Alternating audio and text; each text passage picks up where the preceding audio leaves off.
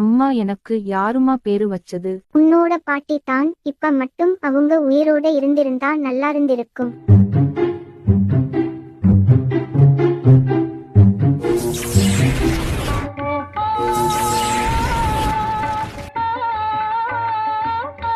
Hello பாட்டி. யாருமா நீ என்னைய பாட்டின்னு சொல்ல? நான் தான் உங்க பேத்தி. எதிர்காலத்துல இருந்து வந்திருக்கேன் உங்களை பார்க்க.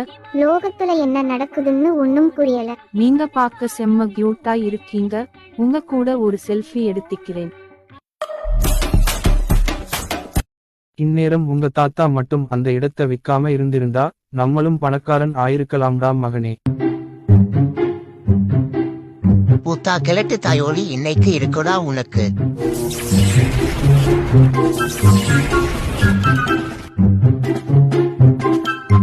இந்த பத்திரம் பணத்தை கொடு.